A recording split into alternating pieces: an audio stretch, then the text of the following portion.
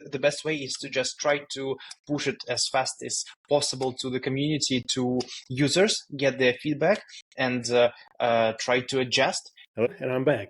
And today it's a builder spotlight, and I'm here with Konstantin from the company which basically helps Web3 founders to enter the Web3 in a good way. So, tokenomics, how you should go to market, things like that. We will talk all about that. We will talk also about some, recent topics, like some people call it PolitiFy. I hate the term, especially when it's connected with Trump, but we'll talk about that. And Konstantin will tell us what he thinks about it. I hope you guys are already subscribed. Don't forget that, we are introducing on Web3 Magic builders, artists, and interesting projects in crypto, which are not going to rug you on your first login. So here you are. Konstantin, welcome. Happy to have Peter, you. thank you so much. It's a pleasure to be here. And let's try to discuss and add some value to your listeners. Let's jump right into it. So let's do the first questions relatively quick.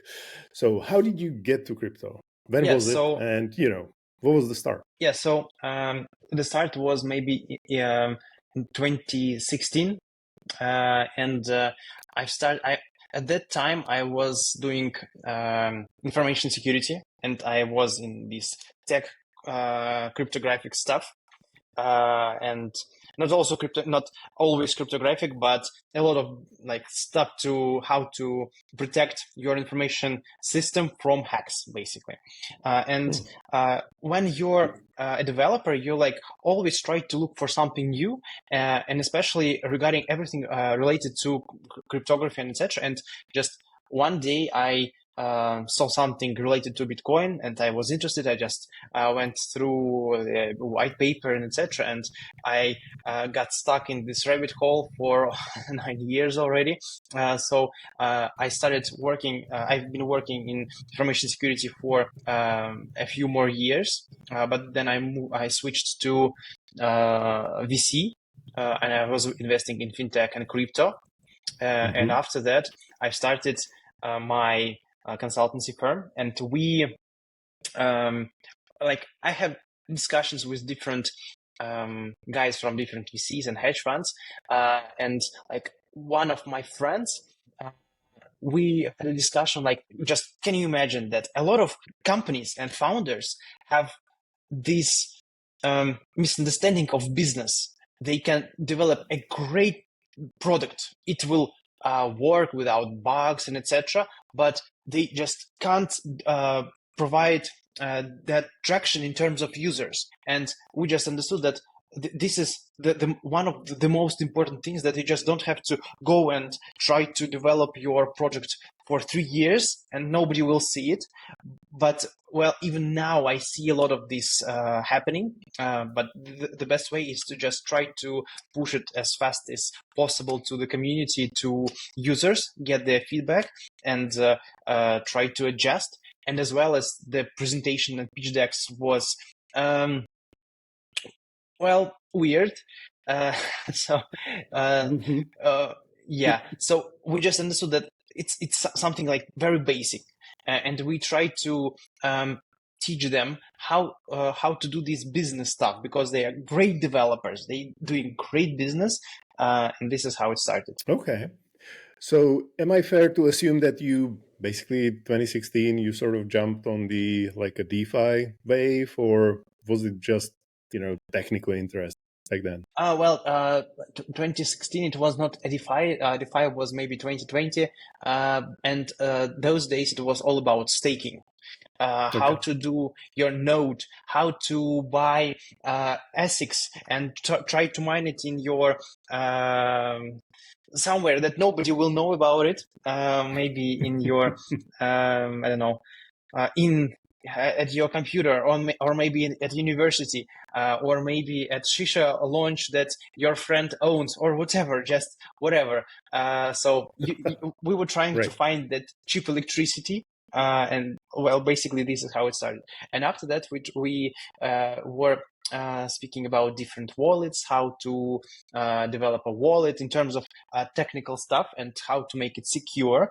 And yeah, this is how it started. I see. Nice. Yeah, I was probably a little bit ahead of time. 2016 was really not a DeFi thing, but I remember it was the time of like this, that white paper, whatever. I think, and it was actually the time when I spent a lot of time in Berlin, and I remember reading it, and I was like, this would be great.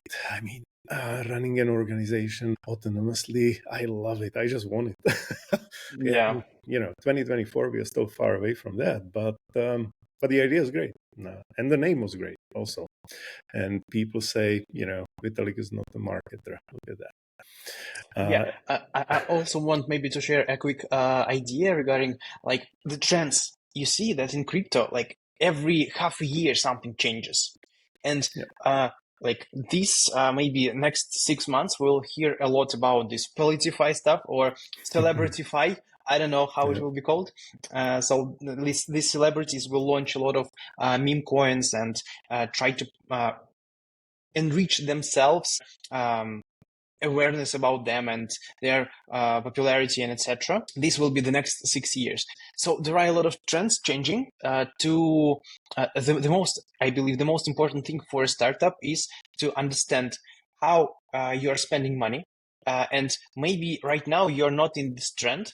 You can try to adjust a little bit to get this narrative, but the main purpose is basically to survive, not to earn during this quick bull run or narrative, but to survive for the long term. And to do that, you have to understand how much do you spend, when you will need funding, when will be your expenses. Let's say you can have expenses on marketing, on development, on servers, and etc. And this is how you understand your expenses, and you understand at which point you will have to raise another funds or when you will become profitable. And this is very important for a startup. Yeah, no, totally agree. But I would say one caveat. I spent decade, maybe more, working with Web2 startups and founders, and I think it's pretty much the same mistakes and errors everywhere. It's basically, I think, a lot of technically educated people. I guess you get it at school or somewhere. That feeling that the good products sell themselves, and marketing is evil or sales is evil, and I think it basically comes from like 60s avatars, like cheesy car salesman or the madman which tricks you into buying something you don't want to buy. And then people make claims which are totally fictional, like marketing doesn't work, advertising doesn't work, things like that. Yet we all live our whole lives around marketing and advertising. So I guess it's not special to Web3 founders. The big difference I see in Web3 is that a lot of people think that whatever worked in Web2, like the common sense stuff, which you just talked about, like you should know how much you are going to pay and when do you need that money. It's not working in Web3 because it's old. It's like, the business common sense pretty much works across ages. It's like, if you earn something and you spend more, it's not a good business. You spend less, it's a good business. And you can start from there. And also, you should know what problem you're solving and for whom. Such a simple concept, yet very difficult to actually come up with a good answer. I'm sure you're seeing it every day. But let's come back to the trends, because I think, it's you've already opened that. So what are the trends you're seeing for 2025? And we already touched on PolitiFy. Can I ask you for like a short definition of what you think is PolitiFy? Very nice question. So PolitiFy, I'm not sure that it is the very known word right now. It's just came up on Saturday or Friday when Trump launched his token, right? Basically, it's this trend that celebrities or politicians can launch their tokens, and because they are popular, can monetize on that. And the problem is that how they will develop that tokenomics, how they will allocate tokens for the community. For instance, a Trump token has 80% in Trump's hands. Well, that's a lot. That's a lot. So Yep. nobody knows what he will do with these tokens. Probably he will give it everything to U.S. Treasury, right? And they will buy back their debt. Okay. That would be surprising, but okay. Yeah, yeah, that's true. That's true. So basically, this is all about the popular and politically famous persons launching their tokens, and this is all about PolitiFy and basically meme tokens. Yeah. Right. Okay. Yeah. So basically, it's not a different thing from like any celebrity launching a token. Basically, you are a famous, well-known person, you're going to launch a token. I think in general, we would call all of these probably meme coins, right? I had a hope, I had a small hope when I heard PolitiFy for the first time, that people started talking about something like, transparent fundraising for political parties and political goals. Because one of the, big, I guess, big things which, might be useful is if the political party is, famous, why they couldn't launch a token. They could issue a token for every election if they want. You could have a lot of other things potentially tied to a token later on. Never thought it through whether it's a good thing or bad thing. Honestly, it's transparent, but I think, political donations pretty much come to transparent accounts all the time, so it's not such a big deal now. It's just that, you have, I would say, permanent connection with whoever launched the token, which might be exploited in some interesting ways, probably. But it was not. It was exactly as you said. People were talking basically about politicians launching tokens. There you go. Do you see any other interesting trends? I would say this one is interesting in terms of headlines, but it's not that interesting on like, societal impact or technology impact. So what other trends do you see for 2025? One very, very interesting thing that I've seen is Enron presenting their small egg, which has a small nuclear plant inside. Have you seen it? Yeah. See it. Wow, impressive. That's incredible. That's incredible. This is the first thing that I think maybe I'm not sure that it will work starting from this year in every house, but I mean that's the beginning of the trend, 100%. This is the first thing. The second thing is, yesterday, OpenAI presented operator or something like operator. Yeah. Operator, yeah. They call it operator. Yeah, that's incredible stuff. So you can just buy me some food. This is the list that I want to have at home tomorrow, and like, yeah, it's done. That's a personal assistant. So AI, I think, is continuing trend. And another thing is that DePIN projects are also very interesting part of the crypto community and crypto sector, just because when you consider the price of Amazon and all that clouds, it's enormous. And so DePIN projects try to democratize access to the computing power, to GPUs, and this is also very interesting sector to have a look at. And of course, a lot of meme coins. Unfortunately, celebrities starting these meme coins. I believe this also will be a trend for the first half of the year. Right. And of course, a lot of companies moving to US. I live in Dubai, and at the moment I see that start just maybe a few weeks ago, I've been speaking to many founders, and they starting to think to move to the US. There you go. Okay, that's an interesting observation. I was thinking if that's going to come, because the US is probably going to be one of the most crypto-friendly locations for the next 4 years at least. And it has, a lot of entrepreneurial vibe, a lot of money. So it's great inspiration there. And you can pretty much find your spot in US whether you like heat or you like cold or you like just 4 seasons. There is place for almost everybody, so that's pretty good. I used to live in San Francisco. I liked it a lot. It used to be better than it's now. And, I would probably not move back to West Coast, but, I would consider East Coast easily, like Boston, New York, good places. Okay, that was interesting. I'm glad you mentioned Deepin because I like Deepin projects a lot, even though they're all pretty much relatively small compared to anything meme coin or DeFi related. But hopefully the influence will grow. I would like to touch on AI agents with you because I was part of a discussion, was it around the round table or something maybe, around, are the AI agents destined to be all on chain and sort of like transparent, or should they be like private and basically only the results of the actions should be on chain? And is it, is the world going to be more like OpenAI operator type of agent, or is it going to be more like what's some famous crypto AI agent now? What do you think? Yeah. So there are a lot of AI agents right now, and as I see, like the most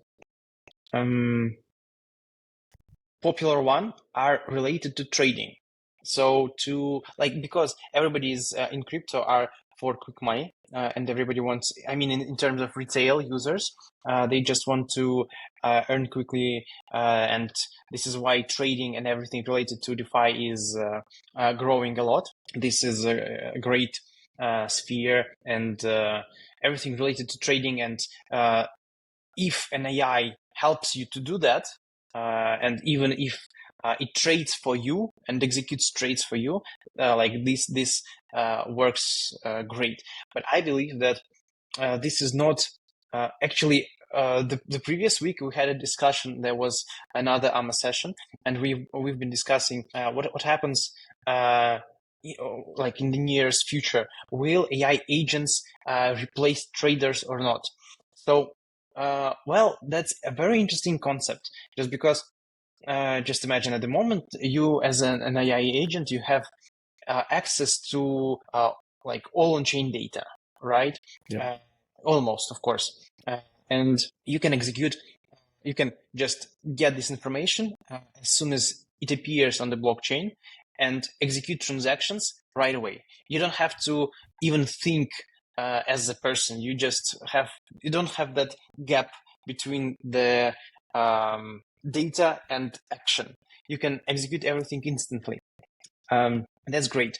But the thing is that just imagine in a year or whatever, like every trader will have this trading AI agent, and who will earn? Like everybody can't earn on this market. You know that.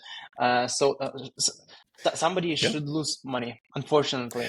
Yeah, and the thing is that probably, of course, there will be winners who has the best AI agent, and this is why he will execute the best performance. But speaking about who will provide the best results overall, I think it will be traders with AI agent as a tool who will provide them signals and etc. Just because at the moment, like we have seen these not AI agents but trading bots for 2 or 3 decades already. They've been used in different hedge funds, different trading desks have been using it, and etc. But right now, it is just a democratization of these tools, and like more and more people can use it on a daily basis. Yeah, totally agree. Though I think it's an interesting question, which I think on a simple surface level, it looks like nobody's going to make money. Or everybody should make money, but it's still zero-sum game. So somebody has to lose for someone else to win. There is a probability that someone will have a better bot, but it's probably the same like on traditional markets. Like I think it's 93-95% of all trades on traditional financial markets are basically bot trades or high frequency trading, which means, the retail is pretty much like protected animal. So, if you as a person actually submit a trade, it has preference over all other trades. Every clearinghouse needs to clear your trades first. And, there's a lot of protection so people wouldn't totally leave, because obviously if you just start losing, one day you will leave. You will figure out this game is not working for me. And if there's nobody coming, there's no money flowing in. So it's like only us against each other. But hedge fund guys figured it out pretty early that this is a bad place to be in. We need some retail, even though it's just a couple of percent. It looks much better. And we will probably have to come to sort of similar thing, because I agree with the fact that, it's humans sleep and, have distractions. So Emotions. whatever data you would need to somehow consume and do something with it, agent can definitely do it faster. That's the agent as a tool. But once you sort of unleash it and give it your wallet or access to the account or something, it can pretty much, work 24/7 until you lose all the money or or you become super rich. One of these two, right? And so it's going to be interesting to see like where the guardrails come in and how we will try to sort of level it up. Because I know people like trading. Everybody likes to talk about trading. The fact is, it's a zero-sum game. Most people lose money, and those who don't, there are very few. So it's not a good place to be in. It's sort of like going to a casino hoping for a miracle, buying a lottery ticket. It's pretty much the same chance for a normal person. Even less, I think. Or maybe go even to the less, casino. because Not a financial advice, of course. Not a financial advice, absolutely not. Okay. Look, there is one question which I definitely wanted to ask you, and there are actually two questions. So I will start with the easier one, I think. And it is like, is there, because I know you guys work with Web2 companies or basically non-crypto companies as well, if they want to enter crypto, start using on blockchain stuff somehow. So what type of Web2 companies should be definitely thinking about, having a look at crypto and maybe starting doing something on chain from your perspective and experience, of course? Very interesting questions. Of course, every project has its challenges to achieve their goals, because like if you don't have these challenges, you will grow and your revenue will thrive. Like that's great. But I mean, just imagine. So which projects can really benefit from the Web3 and blockchain technology overall? So first of all, of course, everything related to trust. If you need to have something transparent, like blockchain is great for that. This is the first thing. The second thing is that just imagine if your project will have a community of people who shares your ideas and goals. This increases retention a lot in terms of users. And of course, that increases revenue, and etc. So this is the second thing. Just sometimes it really helps. The third thing is that projects can, so you have some risks, you have some costs, and you can try to mitigate these risks and costs using this technology. So you can just put these risks on someone else who is willing to accept it, and who, of course, he will be rewarded for that. So you provide him with some revenue, but he accepts that risk. This is also one more thing. And of course, there are these social mechanics that help to attract new users, right? You basically can attract users cheaper using your token, and you can monetize on that. Just because, for instance, if you do this airdrop stuff, of course, like 95% after the airdrop will leave.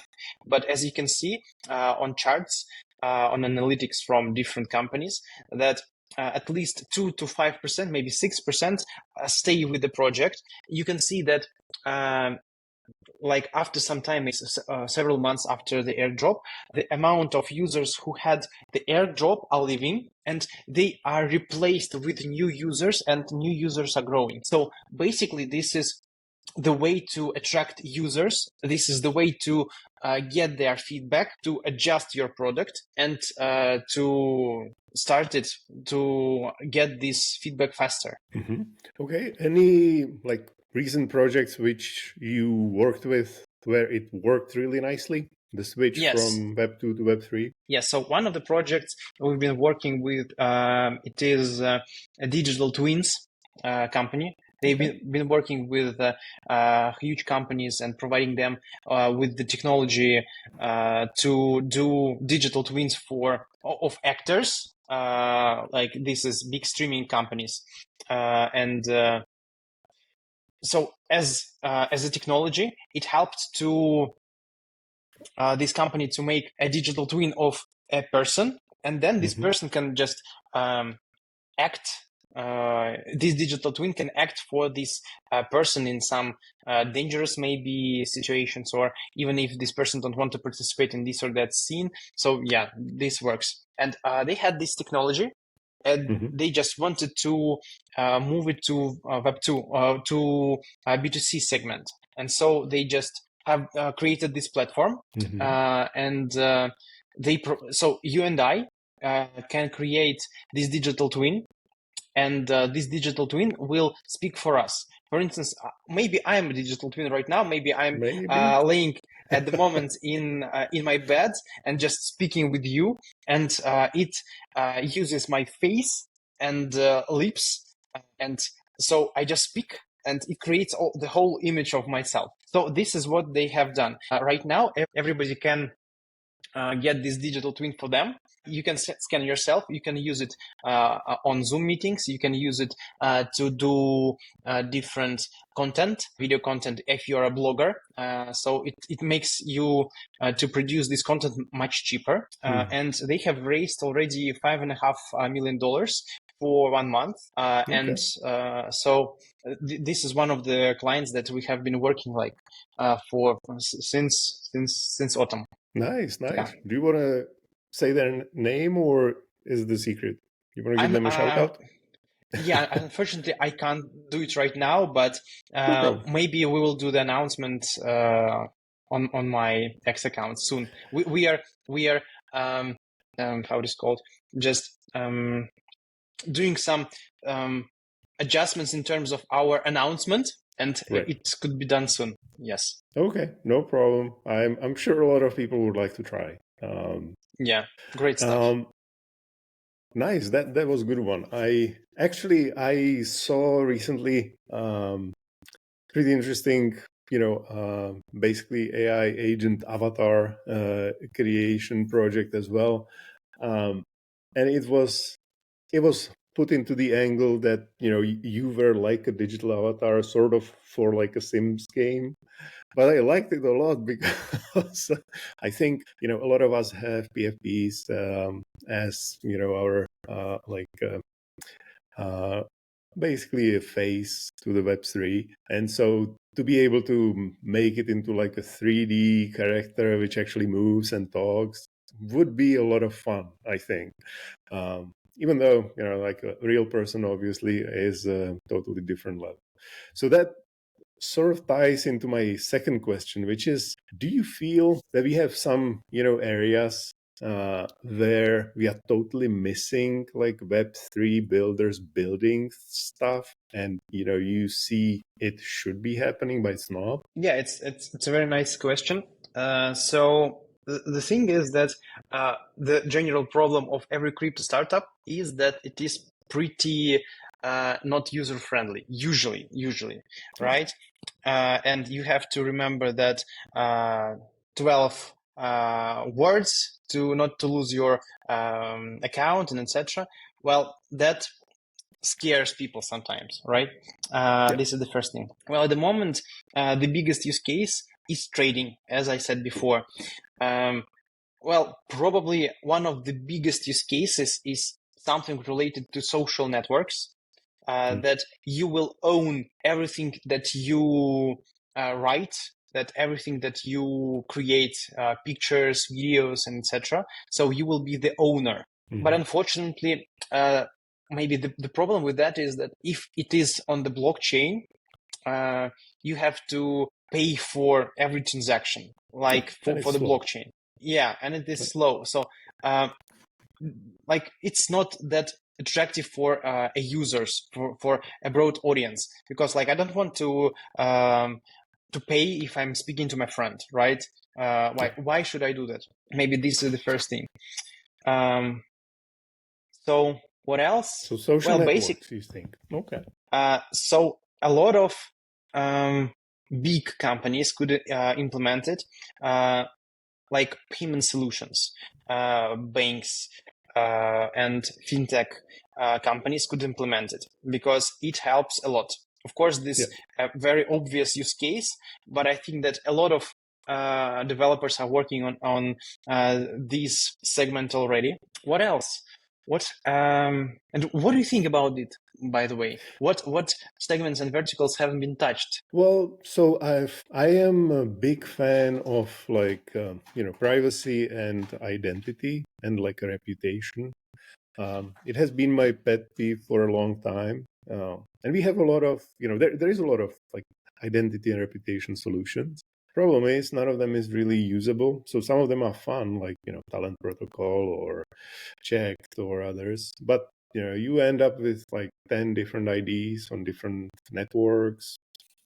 Not really sure how you should use them. It's basically like if you're curious, you try, and then it sort of dies because we didn't get to the point that it would be like really useful. So I would like to see something which Billy from Intuition actually worked on like 10 years ago now with Switzerland. So basically like ZK proofed identity documents and banking data, right? Because that would be like the first real world use case which makes sense for almost everybody. So you don't want to walk around all the time, showing people different cards which you have. You don't want to fill in papers and get papers from your bank to show that you are a real person, to open another bank account, things like that, which are basically annoying. And I think people got really scared after the first not really big successes where projects started and then they died. And everybody's trying to come from like non-threatening angle of like, we will build your builder score. That's nice, but it's kind of useless pretty much. I mean, it's fun to compare score with friends, but in real life, I don't really have a use for it. And if we are going to do it this way, it's going to take a decade before it's becoming useful. So I am, I would like to see, I like social network idea. Definitely do. Don't think that everything needs to be on chain. I would just like to see people on more decentralized social networks. So, you don't get canceled that easily because there are other browsers and you can still kind of use the network. And the second thing I would like to see like functioning, private communication, which works. Because there are projects which are building again, like I think over a decade, maybe close to it. And like Status or others. And, you have one messenger out of it, which doesn't really work because nobody's using it. Yeah, so these are my areas. Otherwise, I'm super happy people are doing deep in stuff, and I'm not that curious about DeFi, but I like also the fact that people are still trying to push the like NFT and art meta. So like the recent newcomers in base like Zora or Rodeo, I think, are doing a great job on onboarding people in a non-scary way. The old account abstraction thing and the just sign up with email, put money in through your Apple Pay or Android Pay. You don't even have to know it's crypto, that it's on blockchain. So I think these are like steps in a pretty, I would say, positive direction. Because Instagram like feed definitely has a big place in the future of any social, I think. It's just a question how we are going to get to it and who's going to own it. Yeah. So, yeah. In terms of NFTs and tokens, I like that idea that the difference between NFTs and tokens is at which stage of a funnel you catch your users. So tokens usually are caught at the top of the funnel, right? And NFTs are at the bottom of the funnel. So if you're investing in, let's say, meme coin, you just have, let's say, 5 minutes to decide, are you going to invest in this or that or not? Just it's a quick decision usually. This is the top of the funnel. But if we're speaking about NFTs, there are like usually 10,000 of them, right? And to buy them, you usually have to understand the narrative, understand what is the idea behind this NFT, what is the idea behind this community. And if you like it, then you will buy it. And usually it takes some time. You not only go to Dex Screener or your Phantom Wallet and do the quick research, of course, but you go to Twitter, read some Twitter, then go to Discord, read what is happening over there, and etc. So you just spend much more time before buying an NFT. So right. Well, you are talking about the PFP projects, like, the big collections, but there is a huge amount of art which basically gets transacted every day as NFTs, basically on, I would say, sort of random impulse mint type of stuff, which I like. I think it's kind of like, if you like the pictures on Instagram, some people are saving them, so it's like you mint it, at least it's like official. You're not stealing it. I think we are running on time, but if you can, I will have two last questions. First one is, do you have any favorite interesting L1 or L2 network which is up and coming and you think they are killing it? One or two? Well, so I can speak about what is happening with Ethereum right now, that they are not growing. I think that you've seen that buzz happening around Ethereum, that just they are not doing enough. Yeah, complaints. Yeah. The thing is that I like Solana. What Solana is doing, they're doing really great job in terms of onboarding new people. For instance, launching this Trump token, and well, you buy Solana to do that, to do transactions, to buy Trump coin.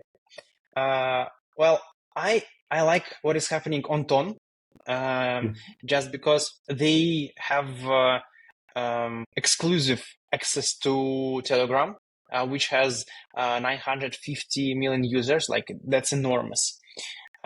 So these are maybe my top priorities in terms of L2s.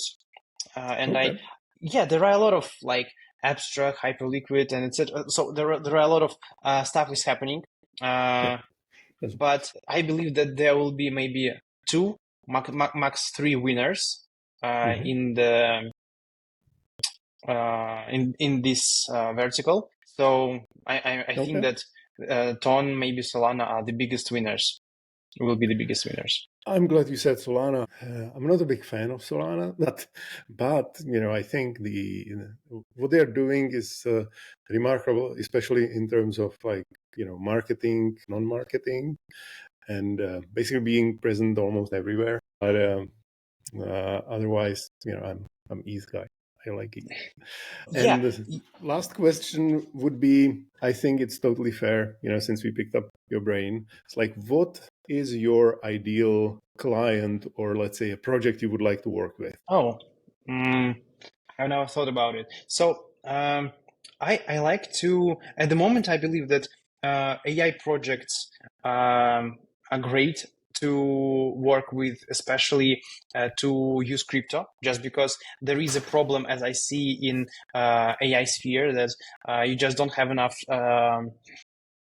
data. And all public data has been used already multiple times, but you need to get this access to this private data, but the corporations don't want to disclose it. How to do that? Basically, using crypto is a great idea. You can just do this ZK. Let's say you have this information, the corporation has it.